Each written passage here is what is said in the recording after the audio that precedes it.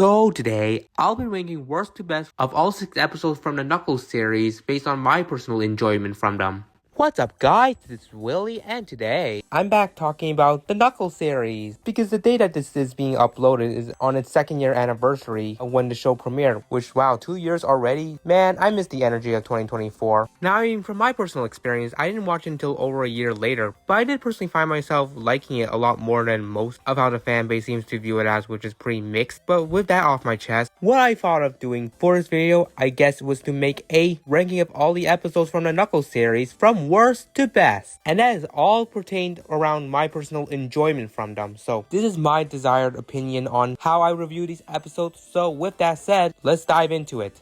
Coming in at number 6, we have episode 5, Reno Baby, which this episode was teetering between this and the next one on the list, but I eventually decided that this one is probably the least relevant to me in terms of getting some sort of enjoyment out of, where this episode is mostly on a middling pace. We're talking things generally, this episode just spends time setting up for the eventual tournament, and during that time we also get Wade's reunion with his dad, Pistol Pete, which I mean, come on, his eventual portrayal was so predictable. Like, Pete plays out the Mr. Obvious twist villain here instead. Like, that was basically it, and then the episode ends off on an unneeded cliffhanger on what might have happened to Knuckles after his elevator reached the penthouse. Like, okay, that was it. Not without saying like the following episode does at least warrant its merits to it, but still, it just feels like this episode was just clinging for something tense to happen, as there was barely much going on. Now, just because I do have this at the bottom of the ranking doesn't mean that I completely hate this episode to some capacity. I still do partially find myself engaged, as we're still progressing the story of Wade finally fulfilling his aspiration, and I was at least content with the reunion segment between his father. Even though the obvious was going to happen, it still felt like we were given a lot more of a backstory to give our hearts out to Wade. But I think everything that I had just elicited is pretty much what is notable at this episode, as everything else is just either meandering about, Wanda continuing to be that annoying sibling where I don't even know why the show continued having her on if she was just going to be there for the sake of being a grading figure. Knuckles, as mostly throughout the series, is just there until the back portion when he is absolutely necessary for the sake of adding the tension. And oh yeah, the agent finally came back into the picture. Thank God we needed them. But that is collectively all the prime flaws with this episode, is that it just is formatted as a setup to the eventual big game, which throughout normally those style of episodes have barely anything interesting to offer, and this one unfortunately makes an example of that, where it is mostly a slog and has very minimal merits that aren't that enough to carry this episode to its upsticks on the scale. So without a doubt, this is probably easily the bottom ranked episode of the Knuckles series, and he ain't smashing it either.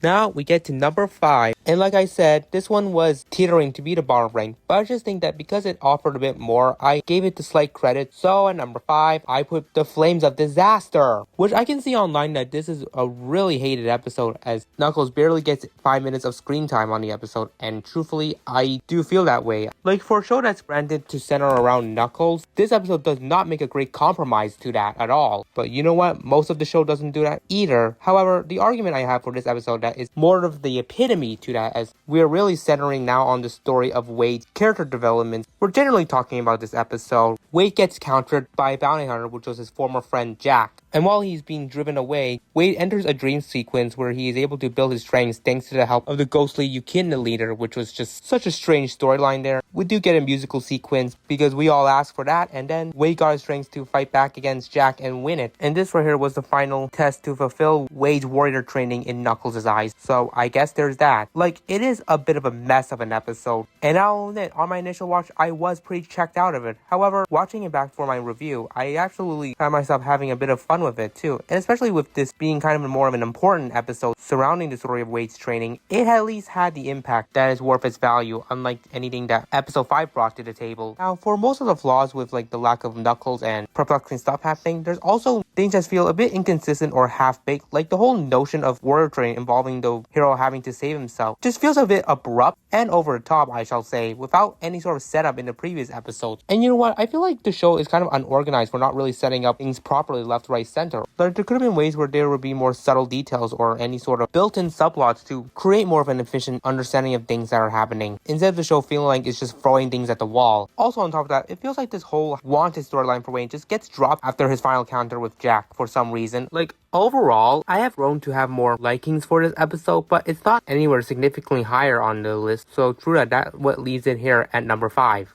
Now for number 4, I have episode 3, The Shabbat Dinner. An episode that feels like more of like a cooldown episode that doesn't really have much going for it. However, it is gracefully saved by the back third with an action sequence that was at least intriguing for the most part. But yeah, that's really what this episode is, where we focus on meeting Wade's family, his mother Wendy, who is at least very affable, unlike his sister Wanda, who is just written to be so unlikable and just plays off tropes where she has no redeeming qualities in her, and that aspect does annoy me, as okay, characters in the trope of just being so unpleasant is common, but I would also find my likings for them if they would have some sort of growth in them, so they are not just playing off of those stereotypes, and unfortunately, Wanda barely does any of that in this show. Nothing against the actress. I think Edie Patterson is a marvelous actress and really knows how to sell what the character is gonna say. But with that, we just get through some pretty boring parts with just like this sibling bickering during the dinner scene that feels like it's there to relive Wade's insecurities. I'll at least give props for more of the further bonding between Wade and Knuckles, with him opening up more of his background to him, so at least that was sweet, and it was at least neat to have a fight sequence at the end, so there's a bit more fun action involved in the show. But yeah, that's about it. An episode focused on introducing us Wade's family. Okay, we were definitely entering the Wade show era in this episode, but generally, I do like this episode more because I'm someone who at least has interest in understanding backstories and backgrounds on characters, and this was kind of a nice way to give us more depth to Wade. But part of that is also compromising to probably one of the Sonic franchise's worst characters in Wanda, which again, she's only really there to play a piece in Wade's story rather than having something of her own.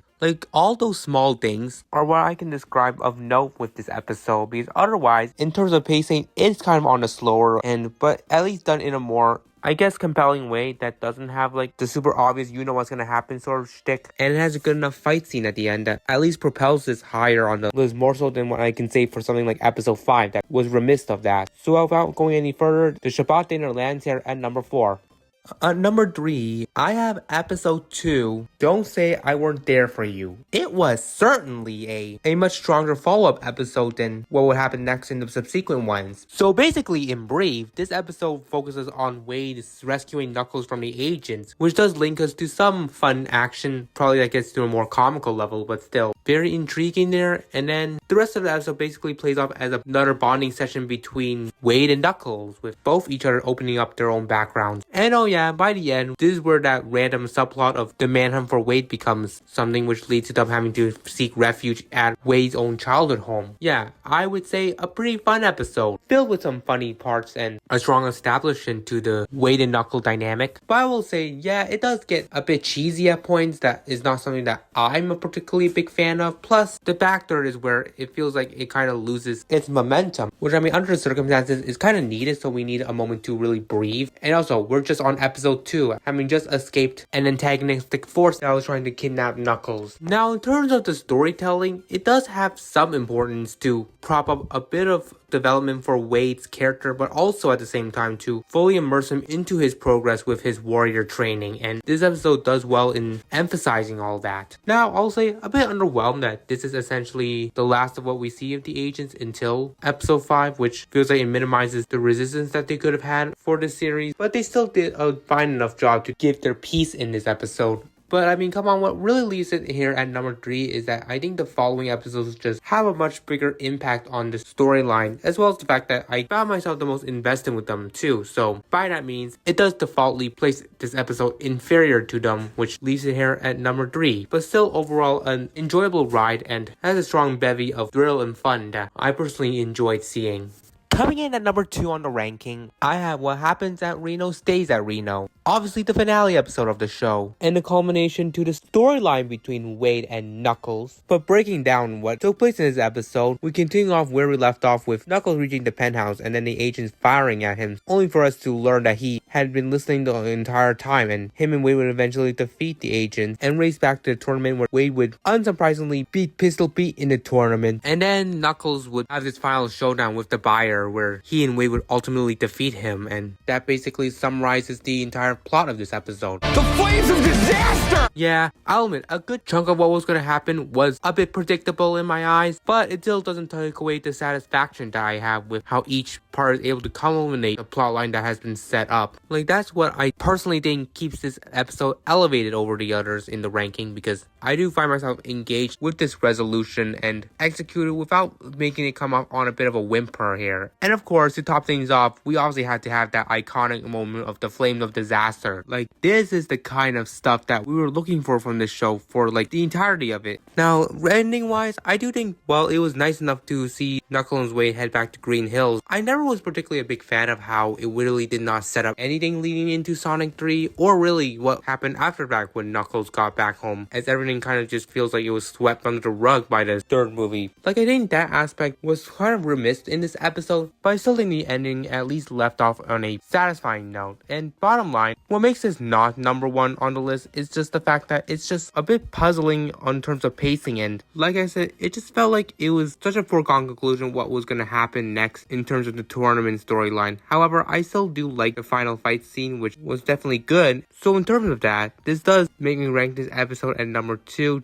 And then to number 1, I think it was fairly obvious that it would be the first episode, The Warrior. Like, come on, how can you not pick this when it had such a great start to the series that would kind of go off the rails a bit, but still a very enjoyable ride. We're diving into this. Knuckles is just failing to really adapt to the Earth's environment, and while Sonic tries to advise him to settle himself in his new world, he would take that to the extreme that would lead to him humorously getting grounded, and I just found all of that to be so funny. And then we get to Wade's introduction to the series, continuing his story with his insecure life, and that's for add to his expense when he is betrayed by his own best friend Jack during a bowling game. So thus, this unites Knuckles and Wade together to team up with the former teaching him on how to be a warrior, which I guess is his sort of description on trying to prop up Wade's underdog ability to be able to develop himself to the hierarchy that others just don't see in his character. And in the back there, we get the storyline of the agents trying to kidnap Knuckles, and they eventually do, which sets up the intrigue for the rest of the series. And yeah, it's funnily enough that the top 2 here are the premiere and finale episodes of the show, because clearly they had much higher stakes than most of the given episodes, but this one generally just tops it off for me because it's pretty much everything that was needed for the setting of the series, which then again also feels like one where we at least got a decent chunk of Knuckles before Wade basically took over his spotlight in the subsequent episodes. But talking things through, the fact that the first episode is the one I'm ranking at the best is indicative of the absurdity that this show goes into, but that's kind of the Knuckles series for you. I still love this episode nonetheless. We had such great fun moments, and even the short amount of segment that we had at the Wachowskis, at least it was decently paced, which I can say, like, this episode had quite a lot going on, and yet despite that though, there was no real loss in plot, and it actually felt like the pacing did not feel unbalanced, which was a bit of a surprise for me in my liking. But with that said, the bevy of good things that was happening in this episode offers such strong merits to promptly place this episode as the best one from the series. So that's why I have it ranked at number 1.